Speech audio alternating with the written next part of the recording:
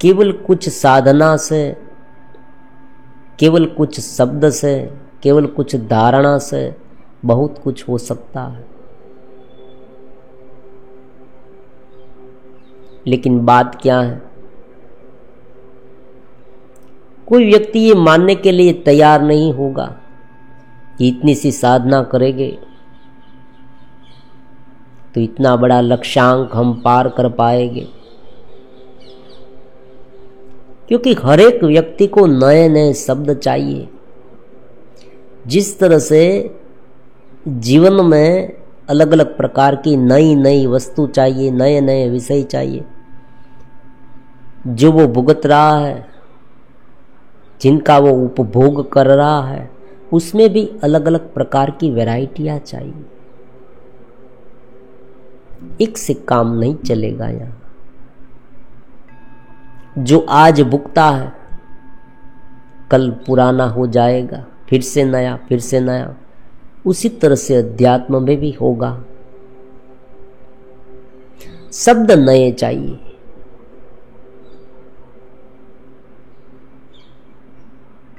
अलग अलग प्रकार की बातें जो है वो नई चाहिए, उनका वर्णन नया चाहिए। लेकिन जो एक शब्द है उन पर चलकर उसे ढालना किसी को पसंद नहीं।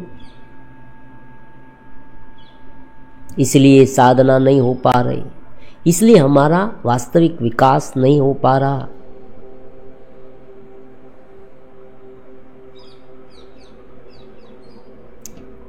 अगर हम ये अलग अलग अवस्थाओं का अभ्यास करें, इनके पहले वीडियो में एक बार हमने इनके बारे में समझा था कि हर एक व्यक्ति के जीवन में जागृत, स्वप्न और सुषुप्ति होती है। ये कोई ऐसा रहस्य है हमारे जीवन में। जिस तरह से कोई अंधेरे में जा रहा है, समझे घनघोर अंधेरा है, चारों ओर रोशनी है ही नहीं, उसमें वो जा रहा है।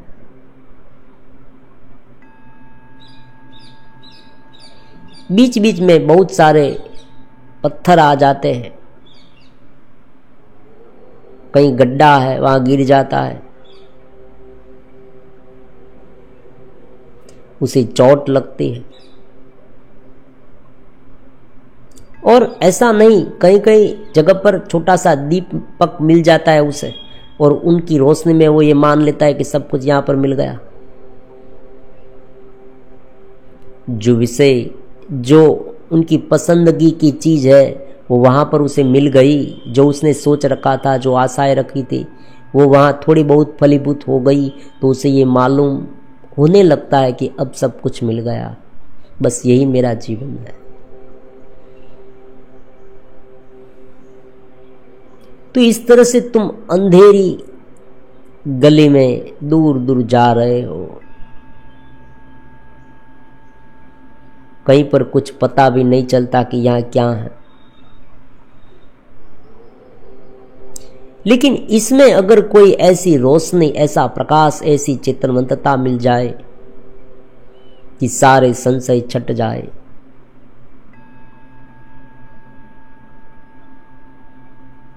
मन से ऊपर उठ जाए, नितांत शांति हमारे भीतर छा जाए, ऐसी चेतनवंतता अनुभव में आए कि जो हमने कभी भुगती नहीं थी, समझे।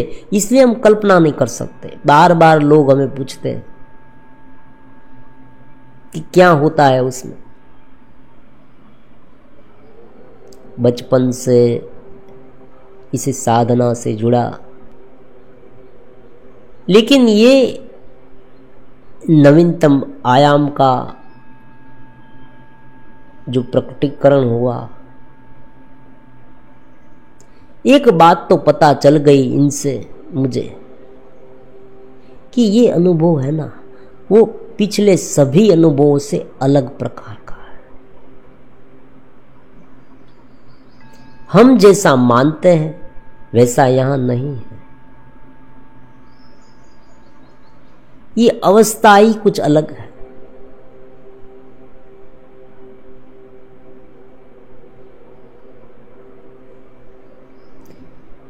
तो इस अंधेरे गलियारे में, रास्ते में कोई एक ऐसा द्वार खुल जाए, परम गुरु की कृपा हो जाए,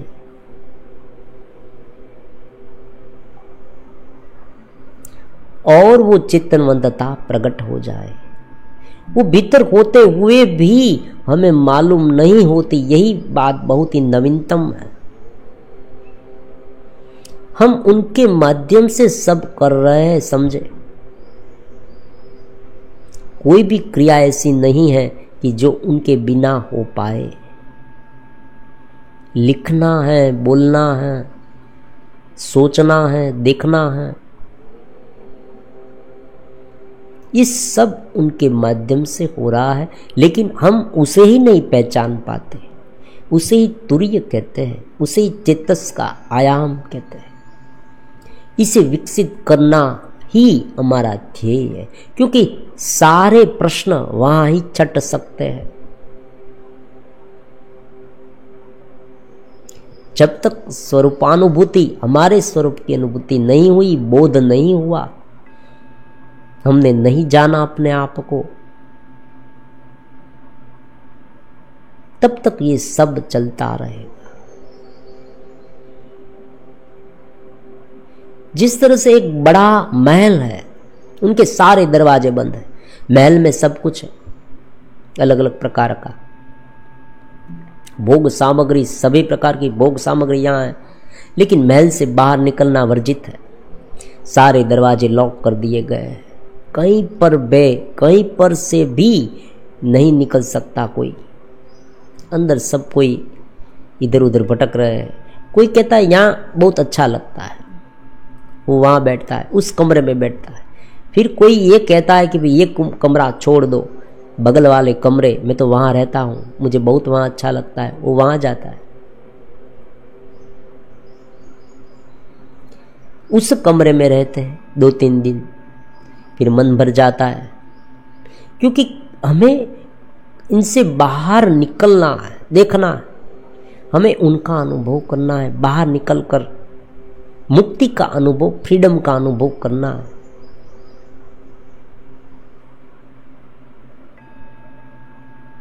ये चेतस का आयाम नवीनतम है, कहते हैं ना।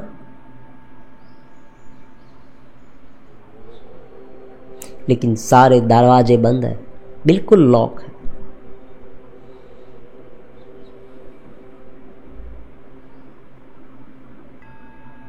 तो ये जो हमारी इस चैनल है, ये चेतस दर्शन है, जो साधना करते करते बीच बीच में जो ऑब्स्टेकल आए, वो ऑब्स्टेकल दूर करने के लिए अलग अलग शास्त्रों का आधार लिया गया, और उसे मैंने जांचा, देखा कि इनसे ये मन के अलग अलग जो आयाम है उनसे ऊपर उठा जा सकता है, ये स्थिति बन सकती है।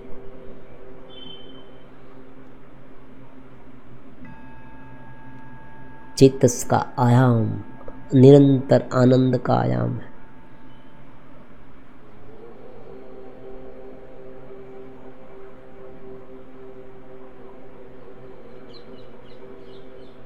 हालांकि इसमें भी बहुत कुछ है अभी, लेकिन जो शुरुआती साधक है उनके लिए ये बहुत मूल्यवान है।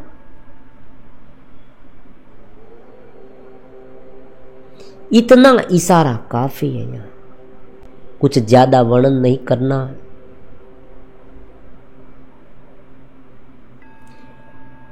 इन शॉर्ट, एक ऐसे कमरे में, एक ऐसे महल में हम फंसे हैं, समझे, कि जहां पर सब कुछ होते हुए भी मुक्ति नहीं है। जिस चेतना से ये हो रहा है, उस चेतना का अनुभव हमें नहीं हो रहा है, अपने आप का अनुभव नहीं हो रहा है, समझे। यही योग का लक्ष्यांक है। ज्ञान का भी यही लक्ष्यांक है कि जिनके माध्यम से हम ये सब कुछ करते हैं उनका प्योरली अनुभव उनसे ही हो, समझे। क्योंकि उन्हें अनुभव करने के लिए ये जो इंद्रियां है हमारी वो पर्याप्त नहीं है। इसलिए कोई व्यक्ति कहेगा कि मुझे आंख से ये दिखा, नहीं दिखा, ये नहीं है, आंख से नहीं दिखता होगा, क्योंकि आंख को वो रोशनी देता है। कान से हमने उसे सुना, ये भी नहीं होगा। जीवा से चखा, ये भी नहीं होगा।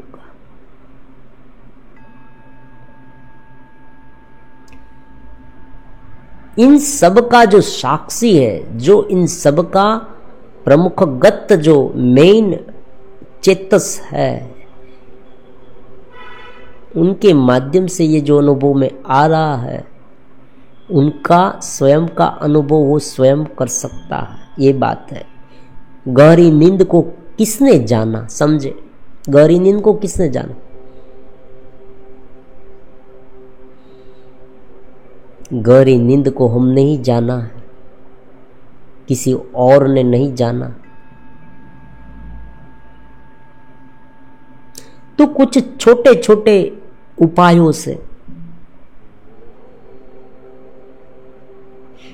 और इनके साथ सिद्धत से जुड़ने से ये माहौल क्रिएट हो सकता है, समझे। हम उनके दरवाजे तक पहुंच सकते हैं।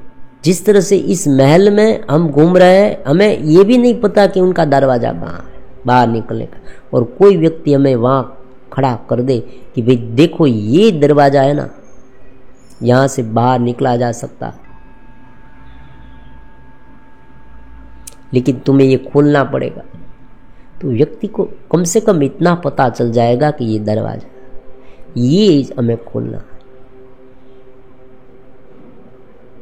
अब इसे वर्तमान स्थिति के अनुसार कैसे समझे। देखो, ये तो हमने कल्पना बनाई कि एक बहुत बड़ा महल है, उसमें ये सब लोग जो है वो बंद है और दरवाजा है, उनसे बाहर निकलना है, ये कल्पना हुई।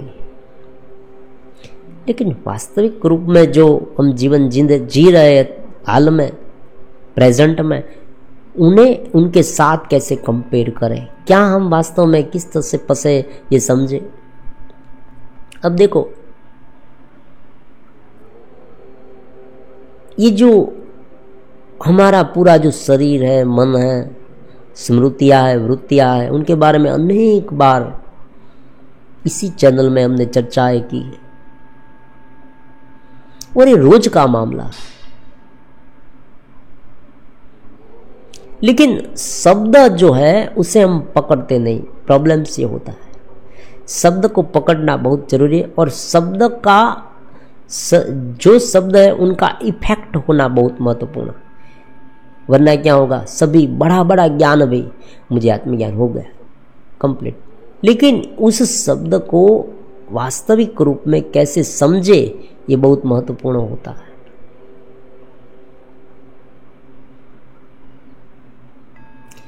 पूरे दिन शरीर में रहते हैं, उनका मतलब क्या हुआ। शरीर में रहते हैं उनका मतलब ये हुआ कि ये शरीर जो है ना, हमारी बॉडी, फिजिकल बॉडी, उनके माध्यम से हम सब देखते हैं, सुनते हैं, ये सब करते हैं, और हमारा जो पूरा मैं का भाव है वो उनमें लिप्त रहता है। मैं का जो भाव है वो केवल उसमें ही रहता है। हमें उनके ही जो शरीर में जो होगा वही हमें अनुभव में आएगा। मतलब केवल शरीर में जो होगा वही हमें अनुभव में आएगा, और शरीर को साधन की तरह हम नहीं महसूस कर रहे, समझे। शरीर को मैं की तरह महसूस कर रहे, ये बहुत महत्वपूर्ण है। आप कहीं कार पर जा रहे हैं, आपके पास बहुत अच्छी कार है, महंगी वाली कार पर आप जा रहे हैं,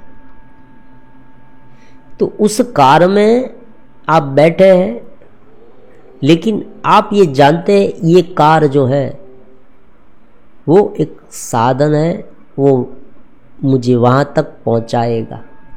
ये साधन कार में नहीं। तो पर ऐसा क्यों होता है? हम इस शरीर के साथ जुड़ते हैं तो हम अपने आप को क्यों भूल जाते हैं?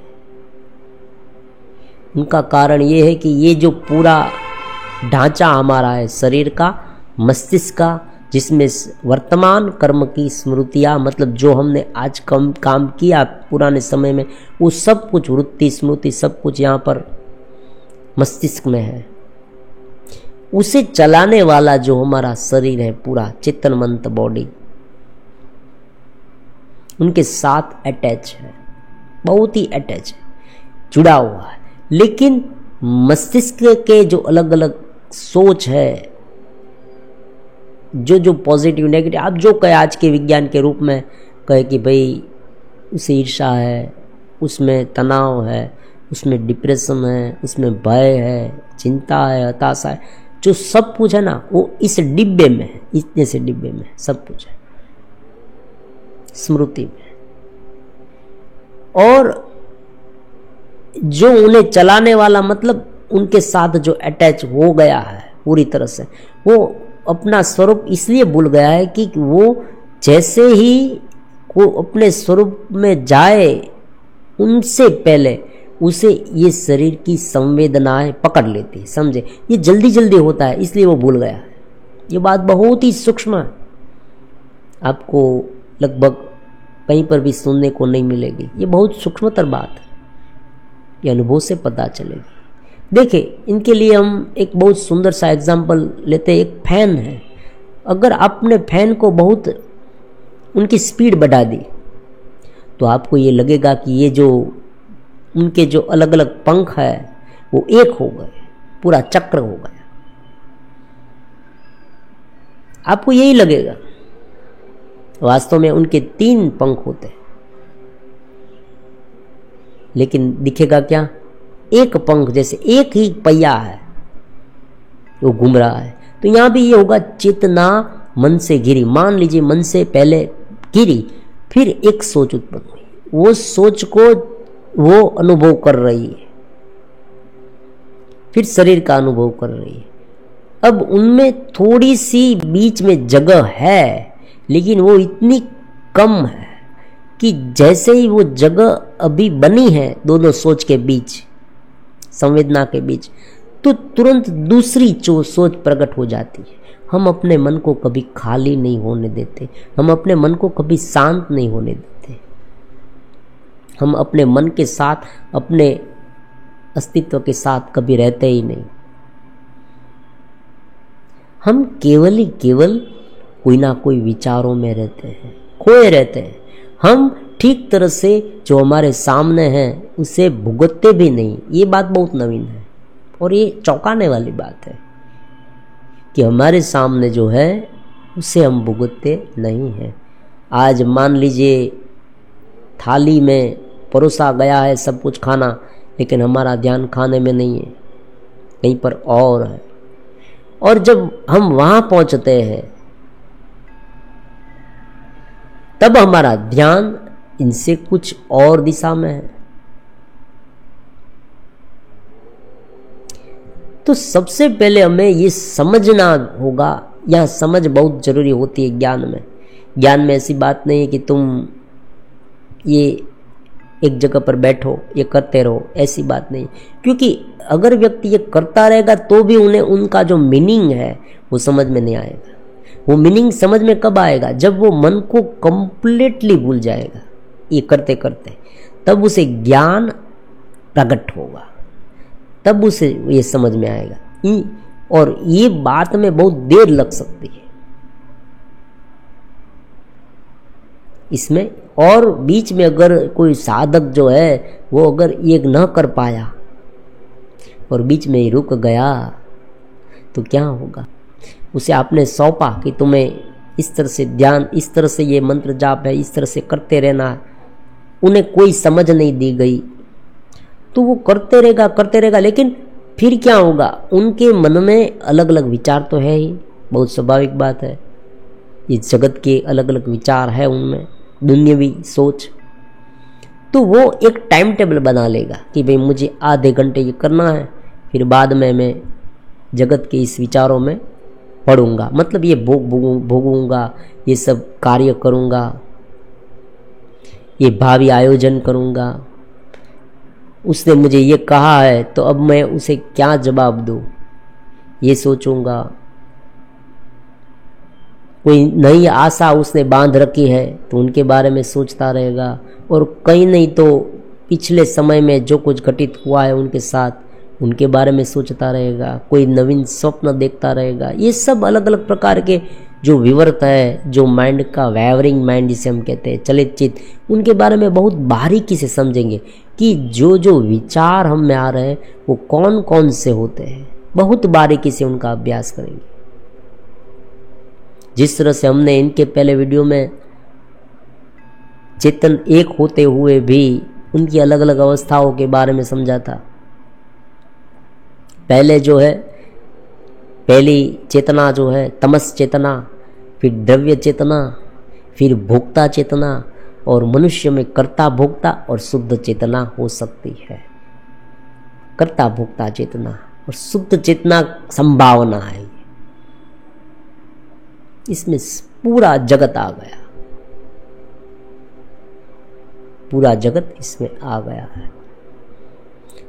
तो वो क्या करेगा, यंत्रवत करता रहेगा, उसे समझ नहीं है। समझे आप, ये बात बहुत महत्वपूर्ण है।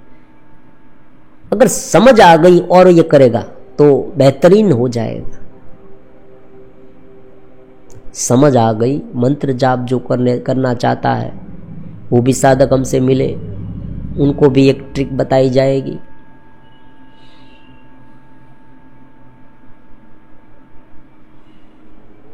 एक बार जुड़े तो अपने भीतर उतार दे ये सब कुछ। इसलिए हम कहते हैं शांति से सुने। सुनने का भी एक तरीका होता है।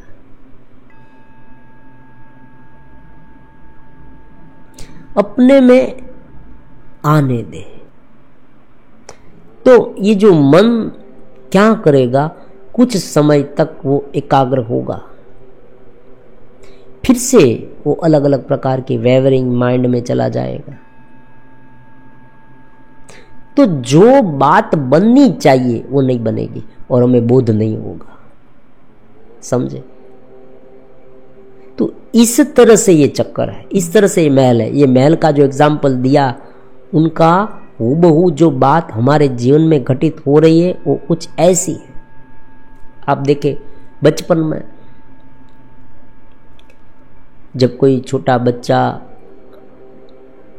बच्चे का जन्म होता है, तब से लेकर, समझे ये बात बहुत कहीं पर लिख ले, बच्चे का जन्म होता है तब से लेकर जब तक उनकी मृत्यु न हो जाए तब तक उन्हें कभी भी अपनी चेतनवंतता का, शुद्ध चेतनवंतता का अनुभव नहीं होता। उसे अनुभव होता है आनंद का। वो आनंद डिपेंडेंट है, समझे? वो आनंद कैसा है, उसे अनुभव होता है, ऐसी बात नहीं है। उसे सभी प्रकार के विषयों के अनुभव होते हैं, जगत के अलग अलग लोगों के अनुभव होते हैं, अलग अलग भावों के अनुभव होते हैं। घृणा है, प्रेम है, ईर्ष्या है, गुस्से में जो तनाव अनुभव में होता है वो है। वो अलग अलग प्रकार के कार्य भी करेगा। कोई व्यक्ति उनसे कुछ ले ले तो रोएगा। देखो बच्चा क्या करता है, उन्हें बारीकी से समझे, उनको अपने स्वरूप का अनुभव तब भी नहीं होता जब वो बड़ा होता है। वो जब जवान होता है तब जैसे ही वासना प्रकट हो गई उसमें, उनके अनुसार ऑर्गन्स में ये चेतना बहने लगी, मतलब क्रियावंतित हो गए वो ऑर्गन्स, वो, और भीतर से एक दबाव सा रहता है, एक आकर्षण रहता है जो सजातीय विजातीय आकर्षण है, वो फिर उसमें फंस जाएगा। फिर अलग अलग जगत के काम बहुत सारे, हम सब जानते हैं, ये सब तो आपाधापी। और जगत में जब हम बाहर आते हैं, अलग अलग कार्य करते हैं, कोई पॉलिटिक्स के रूप में, कोई आर्थिक रूप में, बहुत सारे काम हैं। और उसमें जब व्यक्ति गिर जाता है तो इतना सारा बखेड़ा हो जाता है। लेकिन नवीनतम बात यह है कि चाहे कितना भी बड़ा बखेड़ा क्यों न हो, वो केवल मन के स्तर पर है। ये नवीनतम है। इसलिए संभावना बनी रहती है कि व्यक्ति ऊपर उठ सकता है, दूसरा कुछ नहीं। व्यक्ति कभी भी ऊपर उठ सकता है, ऐसी बात नहीं, कोई भी घड़ी में वो ऊपर उठ सकता है। वो जवान है, जवान लड़की है या जवान लड़का है, चाहे वो 22 साल का है, 20 साल का है, चाहे वो इनसे बड़ा वयस्क है, 30 साल का है, 35 साल का है, 46 साल का है, बूढ़ा है, कोई भी है, स्त्री है, पुरुष है, कोई भी है, जिनमें बुद्धि है, जिनमें समझ है, जो समझ सकता है, केवल थोड़ी सी समझ चाहिए इसमें, फिर अपने इस घेरे को ढालना पड़ेगा। ये बात तो होगी। कोई कहता है कि एक शब्द सुना और हो गया, ऐसी बात नहीं होती। ये एक होता है कि ज्ञान बढ़ेगा, परोक्ष अनुभूति होगी, लेकिन अपरोक्ष अनुभूति के लिए ये बंधन तोड़ना पड़ेगा। तोड़ना पड़ेगा मतलब कहीं पर से भी ये दरवाजा खोलकर बाहर निकलना पड़ेगा। और यहाँ रहस्य देखें, नवीनतम क्या है देखें।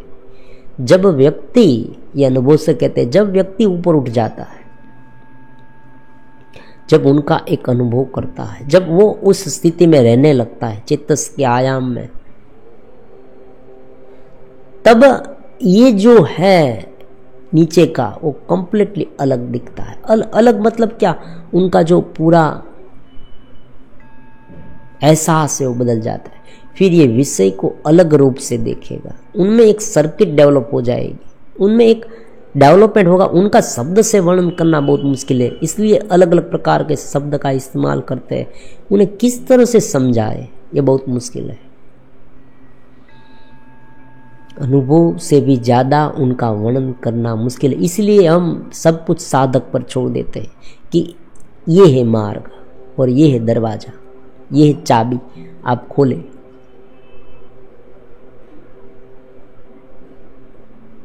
ये इनकी चाबी। अब खुलेगा तब क्या महसूस होगा वो उन्हें देखना है। और आज हम चाहे कितनी भी कल्पना करेंगे,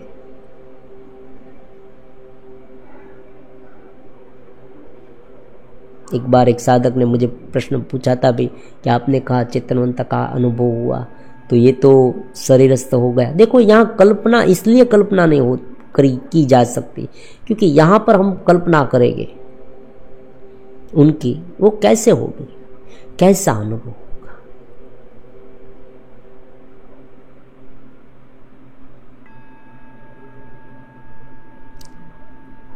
तो इस डिब्बे में पूरी तरह से बंधा है जीव।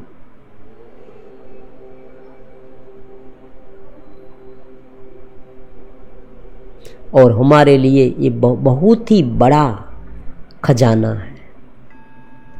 इनकी 3 अलग अलग स्थितियां हो सकती है, ये बात है। देखो, सबसे पहली स्थिति कुछ भी नहीं जाना। कुछ भी नहीं जाना मतलब आप देखते बहुत सारे लोग ऐसे होते, आप तो ये वीडियो देख भी रहे हैं, आज आप वीडियो देख रहे हैं, शांति से सुन रहे हैं, इनसे धीरे धीरे आप एकरूप भी हो रहे हैं। अपने अस्तित्व में इस सारे शब्द को ढाल रहे हैं। शब्द के माध्यम से परम गुरु को अपने भीतर आने देते हैं, चेतना को आने देते हैं। अपनी चेतना को आप जगाते भी हैं। लेकिन कोई लोग ऐसे होते हैं, अब देखो इनके लिए भी एक बहुत ही सुंदर सा प्रश्न है, वीडियो लंबी होती है, समझे, शांति से पहले से शर्त रखी है, जो हमसे जुड़ा है उनके लिए ये चेतना का आयाम विकसित करने के लिए है, समझे। फिर से बता देते, ये चैनल का उद्देश्य अलग अलग प्रकार का ज्ञान है ही नहीं, जिसे केवल शास्त्र जानने हैं। मान लीजिए आप ये जानना चाहते हैं कि शास्त्र में ये है वो है, क्या कथाएं लिखी है, इतिहास में क्या हो गया है, अगर ये जानना चाहते हैं तो अलग अलग बहुत सारी चैनलें हैं, वहाँ चले जाना चाहिए। बहुत सारी किताबें हैं, वो पढ़ ले, गूगल स्वयं है, यहाँ पर केवल ही केवल बदलाव चाहिए। आपके भीतर जाना चाहते हैं मित्र की तरह, आप भीतर उतरने दें, ये बात है। तो इनके लिए आपको शांति से सुनना होगा। इनकी पहली आवश्यक कंडीशन है ये, शांति से शब्द को भीतर आने दें। विषय केवल एक होगा, समझे, यहां कोई भटकाने वाली बातें नहीं होगी। विषय एक परम तत्व की अनुभूति, बस एक ही विषय है। क्योंकि यही आयाम ऐसा है जो अज्ञात है, और यही आयाम के जितने हम करीब जाएंगे उतना फायदा ही फायदा है, चांदी ही चांदी है। हमें तो साहब मिल गया, उनका आनंद मिल गया, अब तो उस आनंद के रस पी रहे हैं, घूंट पी रहे हैं। किसी को ईर्ष्या होती है, समझे आप, ये कितनी अजीब बात है। और कोई व्यक्ति ये मानता है कि ये बेचारा देखो खाली रह गया, उसने अभी तक विषय का आनंद नहीं चखा है। लेकिन उन्हें क्या पता कि ये हजार हजार विषय भुगतने से भी ज्यादा है।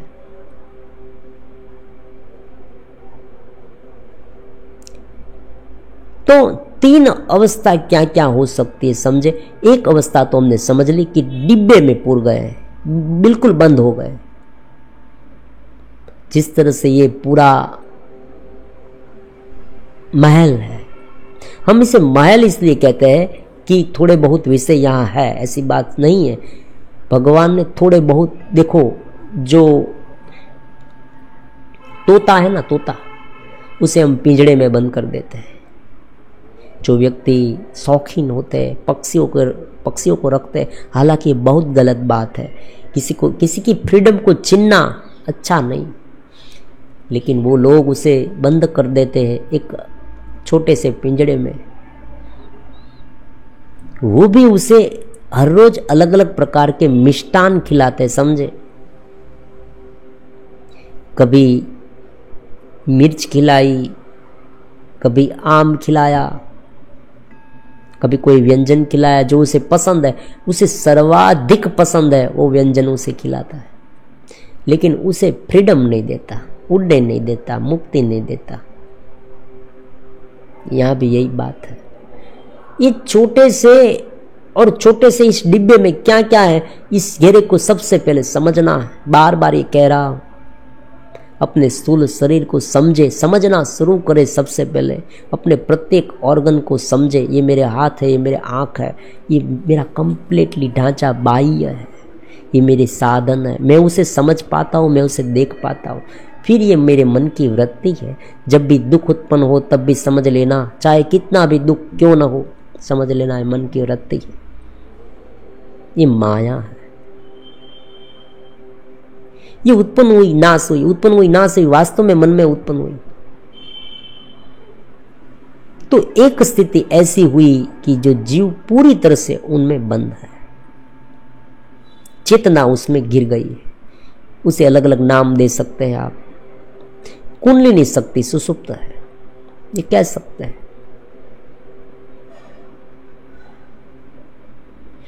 फिर यही बात जो है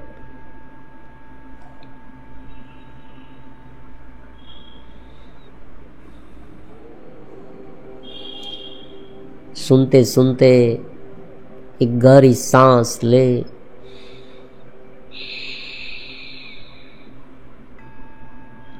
सांसों की आवाज पर ध्यान दे।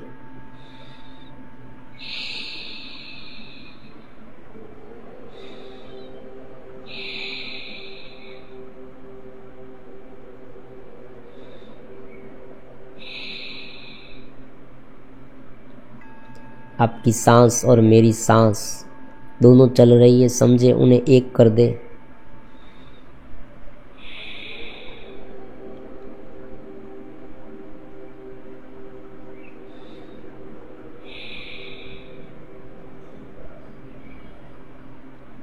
इस मित्र को भीतर आने दे।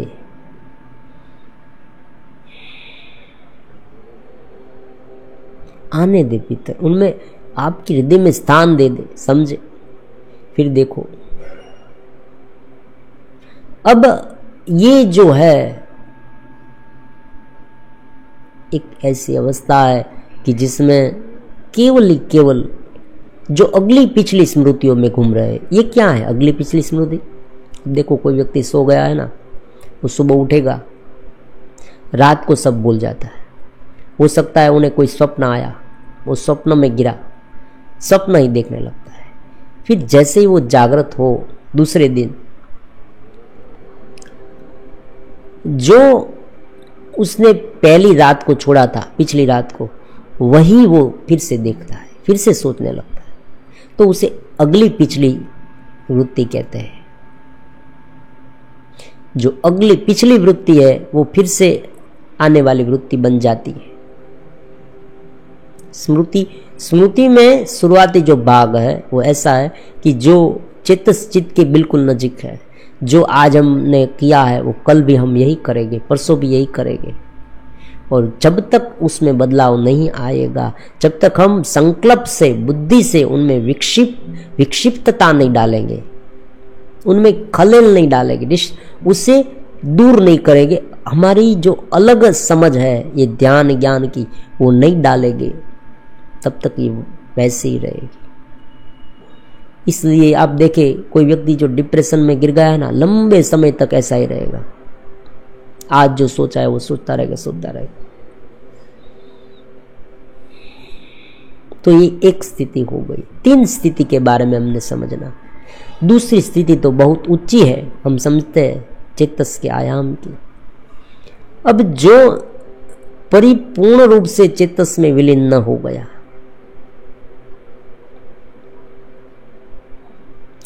जो थोड़ा सा उनका आनंद उसे मिला है, जो वो स्वरूपानुभव में, स्वरूप का अनुभव में थोड़ा सा गया, थोड़ा सा चेतस हुआ, मतलब जो अलग अलग वृत्तियां हैं, उस वृत्तियों में से, अलग विचारों में से वो थोड़ा शांत हुआ और उसे देख पा रहा है, अब उसे समझ पा रहा है कि मुझ में ये उत्पन्न हुआ, वो उत्पन्न हुआ, ये समझ पा रहा है।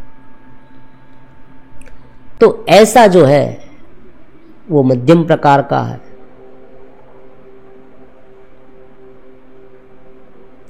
और जिसने इनकी ज्यादा अनुभूति करी है, बहुत ज्यादा,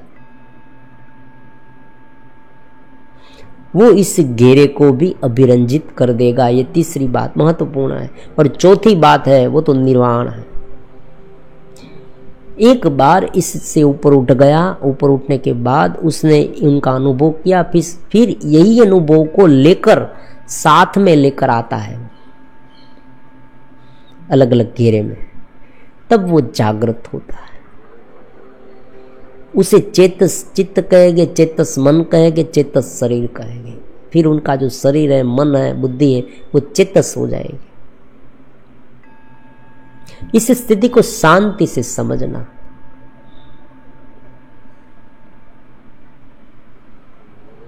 पहले वाली स्थिति में क्या था, मुढ़ता की स्थिति में, उसे मुढ़ता कहते हैं। मुढ़ता वाली स्थिति में कुछ ज्ञान नहीं, कुछ उनका अनुभव नहीं है, समझे। ज्ञान नहीं मतलब शब्द ज्ञान नहीं, उनका अनुभव नहीं, उनका एहसास हुआ ही नहीं, बस बहते जा रहे हैं। जो कुछ हो रहा है उनमें इन्वॉल्व होते रहते हैं।